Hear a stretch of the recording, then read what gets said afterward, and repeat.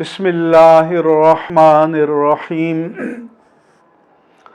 آج میں حضرات علماء و مشائخ اہل سنت اور عوام اہل سنت سے مخاطب ہوں۔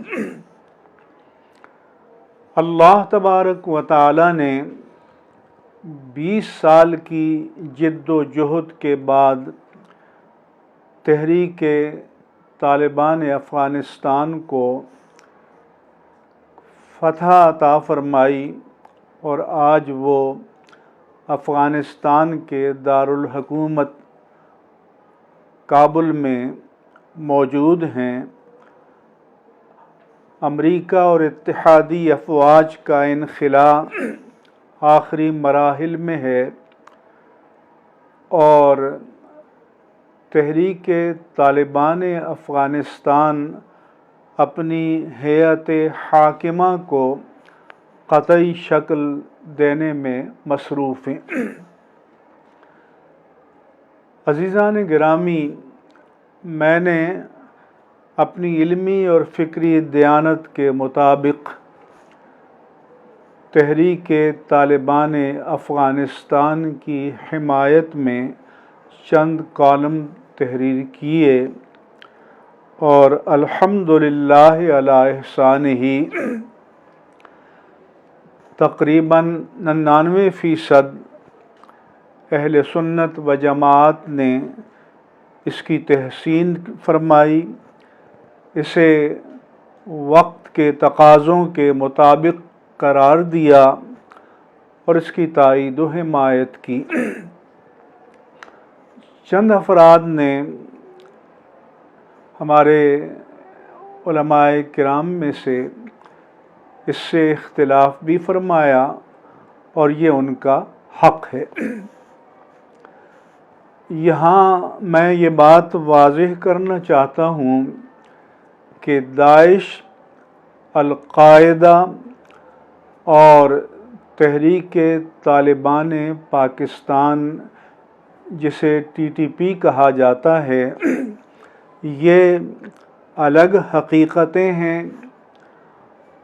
اور یہ پاکستان کی بھی دشمن ہیں، لہذا ان کے ساتھ اہل سنت و جماعت کا کبھی بھی کوئی تعلق نہیں رہا۔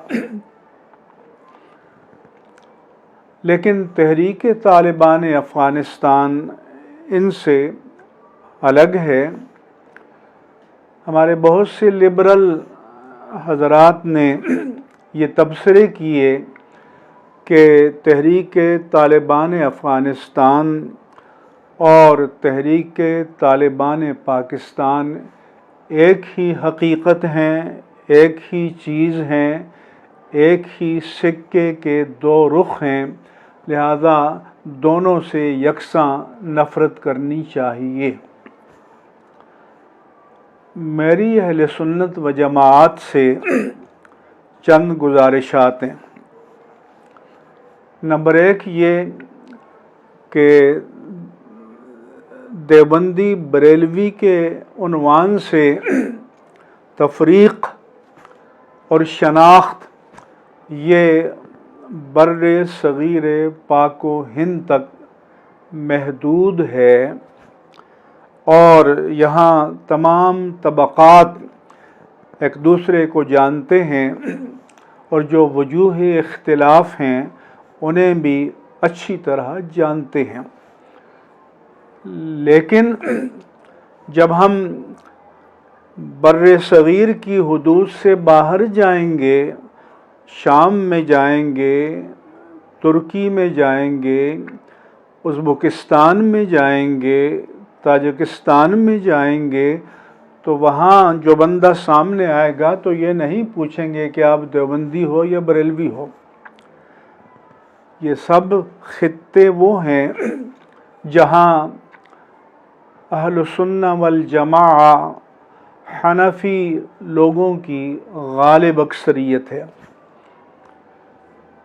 اسی طرح سے افغانستان بھی ہمیشہ سے سنی حنفی ملک رہا ہے ہمارے بر صغیر میں جو صوفیاء کرام تشریف لائے وہ بھی افغانستان کی طرف سے آئے، جو سلاطین و فاتحین آئے وہ بھی اسی طرف سے آئے۔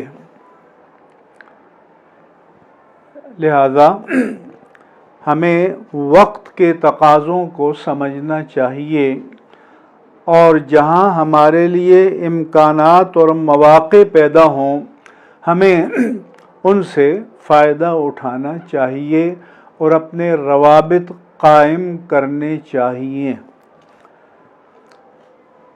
عزیزان گرامی، ہم آپ سب جانتے ہیں کہ جب سوویت یونین کے خلاف افغانستان میں جہاد ہو رہا تھا تو اس وقت شرق اوسط کے تمام ممالک، امریکہ اور اتحادی، یہ سب مجاہدین کی حمایت میں تھے، کیونکہ سوویت یونین متحدہ دشمن تھا جو اشتراکیت، اشتمالیت اور کمیونزم کا علم بردار تھا۔ لیکن پھر سوویت یونین کو شکست ہوئی، وہ خود بھی شکست و ریغ سے دوچار ہوا اور اس کا وجود معدوم ہو گیا۔ مگر 9/11 کے بعد امریکہ نے افغانستان پر یلغار کی، حالانکہ 9/11 کے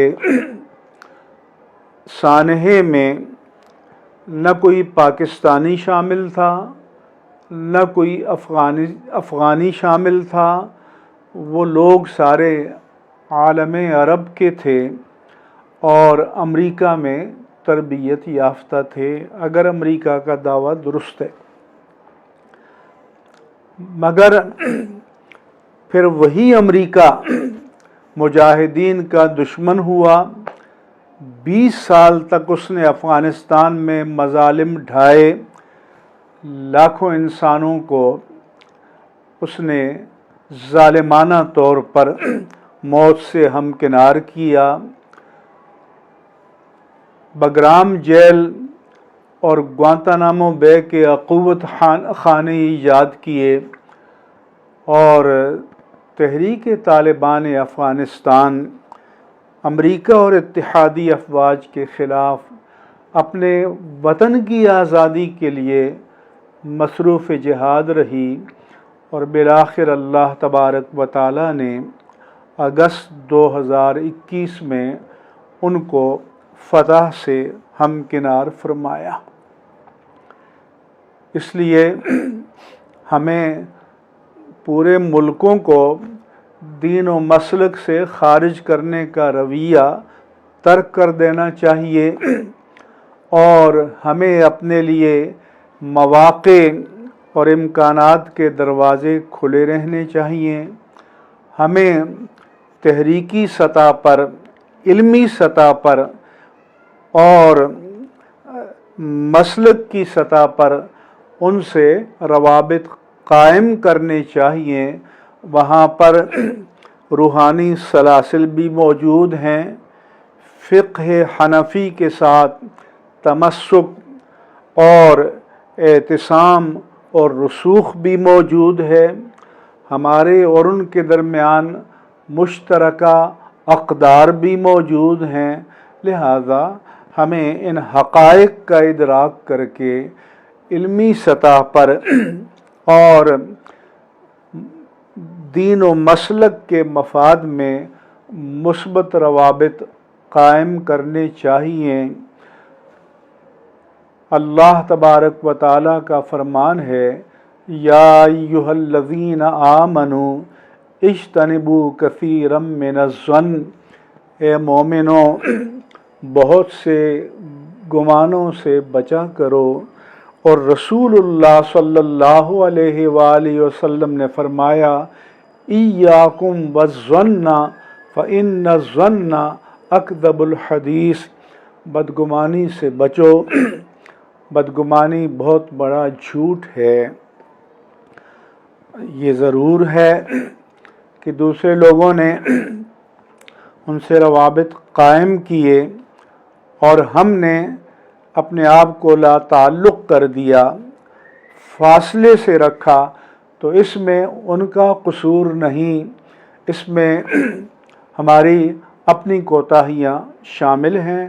اس لیے ہمیں اپنی جو پوری ایک طرح سے سوچ تھی، فکر تھی، اور ماضی قریب کا جو ہمارا ایک انداز نظر تھا، اس پر نظر ثانی کی کوشش کرنی چاہیے اور نئے حالات میں نئے انداز سے اس پورے خطے کے مسلمانوں کے ساتھ روابط قائم کرنے کے لیے بنیادیں قائم کرنی چاہیے اور بنیادیں تلاش کرنی چاہیے۔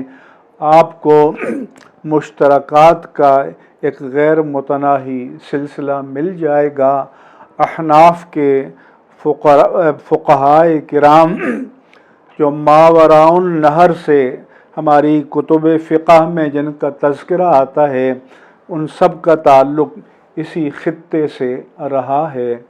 اس لیے میں چاہتا ہوں کہ ہمارے خاص طور پر جوان اور نوجوان علماء اس طرف توجہ فرمائیں اور نئی حکمت عملی مرتب کریں اور اپنے آپ کو شرنک کرنے اور سمیٹنے کی بجائے اپنے آپ کے لیے گنجائش پیدا کریں۔